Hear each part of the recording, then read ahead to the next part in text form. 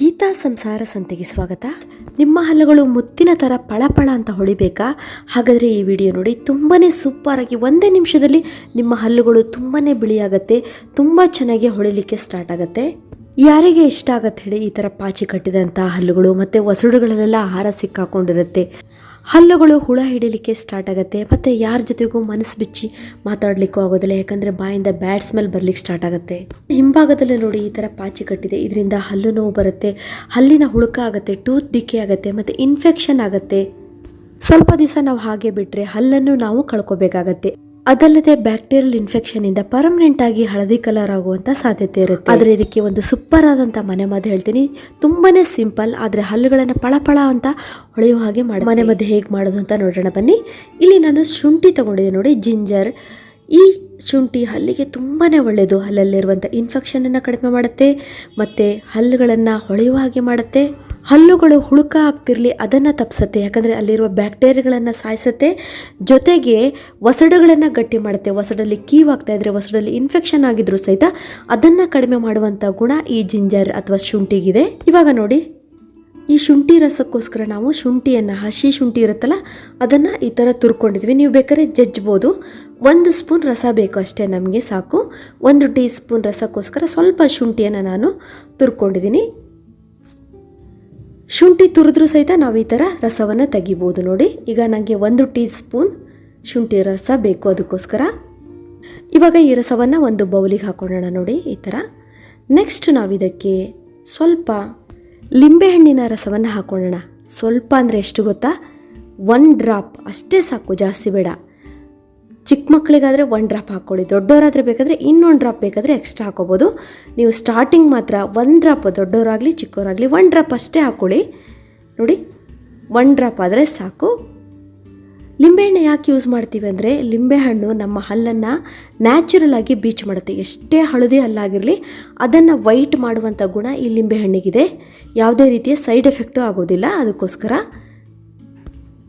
ಲಿಂಬೆಹಣ್ಣಿನ ರಸದ ಬದಲು ಬೇಕಾದರೆ ನೀವು ಟೊಮೊಟೊ ಹಣ್ಣನ್ನು ಹಾಕೋಬೋದು, ಆದರೆ ಲಿಂಬೆಹಣ್ಣು ಅದಕ್ಕಿಂತ ಸ್ವಲ್ಪ ಎಫೆಕ್ಟಿವ್ ಆಗಿ ಕೆಲಸ ಮಾಡುತ್ತೆ.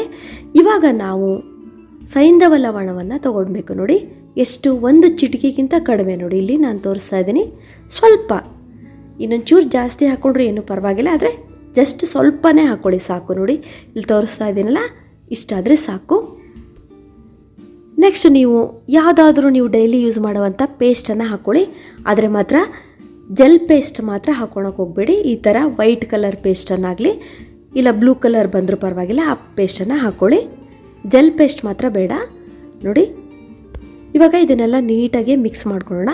ಇಲ್ಲಿ ಪೇಸ್ಟ್ ಯಾಕೆ ಯೂಸ್ ಮಾಡ್ತಿದ್ದೀವಿ ಅಂದರೆ, ನೀವು ಮಾರ್ನಿಂಗ್ ಬ್ರಷ್ ಮಾಡಬೇಕಾದ್ರೆ ಈ ಥರ ಮನೆಮದ್ದನ್ನು ಮಾಡ್ಕೊಂಬಿಟ್ಟು ಪೇಸ್ಟನ್ನು, ಖಾಲಿ ಪೇಸ್ಟನ್ನು ನೀವು ಅಪ್ಲೈ ಮಾಡಿ ಬ್ರಷ್ ಮಾಡೋ ಬದಲು ಈ ಥರ ಎಲ್ಲ ಇಂಗ್ರೀಡಿಯೆಂಟ್ಸನ್ನು ಮಿಕ್ಸ್ ಮಾಡಿ ನೀವು ಬ್ರಷ್ ಮಾಡೋದ್ರಿಂದ ನಿಮ್ಮ ಹಲ್ಲುಗಳು ಪಳಪಳ ಹೊಳೆಯುತ್ತೆ.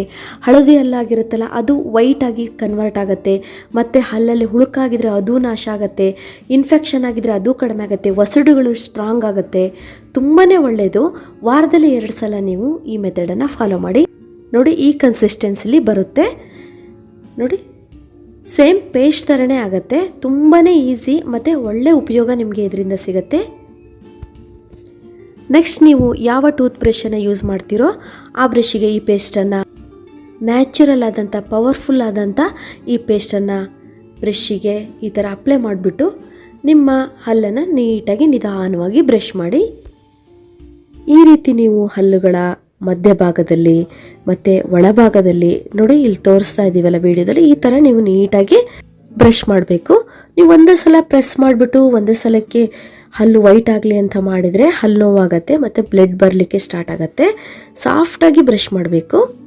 ಹಲ್ಲಿನಲ್ಲಿ ಕುಳಿತಿರುವಂತಹ ಪಾಚಿ, ಕೊಳೆ, ಹಳದಿ ಎಲ್ಲ ಕಡಿಮೆ ಆಗಿ ನಿಮ್ಮ ಹಲ್ಲುಗಳು ಪಳಪಳ ಅಂತ ಹೊಳೆಯುತ್ತೆ. ತುಂಬ ಚೆನ್ನಾಗಾಗತ್ತೆ. ಹಲ್ಲಿನ ಎಲ್ಲ ಪ್ರಾಬ್ಲಮ್ಗಳು ಕಡಿಮೆ ಆಗುತ್ತೆ. ಹಲ್ಲುಗಳು ಮುತ್ತಿನಂತೆ ಹೊಳೆಯೋದಲ್ಲದೆ ಹಲ್ಲೊಳ್ಳಿ ಹುಳುಕಲ್ಲು ಅಂತ ಆಗುತ್ತಲ್ಲ, ಅದು ಒಂದು ಹಲ್ಲಿಂದ ಇನ್ನೊಂದು ಹಲ್ಲಿಗೆ ಸ್ಪ್ರೆಡ್ ಆಗ್ತಾ ಇರುತ್ತೆ, ಅದು ಕಡಿಮೆ ಆಗುತ್ತೆ. ಹಲ್ಲು ನೋವು ಕಡಿಮೆ ಆಗುತ್ತೆ ಮತ್ತು ನಿಮ್ಮ ಹಲ್ಲುಗಳು ಸ್ವಚ್ಛ ಆಗುತ್ತೆ. ಮತ್ತು ಮೇಯ್ನಾಗಿ ಬಾಯಿಂದ ಬರುವಂಥ ಬ್ಯಾಡ್ ಸ್ಮೆಲ್ ಕಡಿಮೆ ಆಗುತ್ತೆ. ಇನ್ಮೇಲೆ ನೀವು ಎಲ್ಲರೊಂದಿಗೂ ಮನಸ್ಸು ಬಿಚ್ಚಿ ಮಾತಾಡ್ಬೋದು, ನಗಾಡ್ಬೋದು. ನೋಡಿದ್ರಲ್ಲ ಫ್ರೆಂಡ್ಸ್, ನಮ್ಮ ಹಲ್ಲುಗಳನ್ನು ಎಷ್ಟು ಸ್ವಚ್ಛವಾಗಿ ಪಳಪಳ ಹೊಳೆಯುವ ಹಾಗೆ ಮಾಡ್ಕೋಬೋದು ಅಂತೇಳಿ.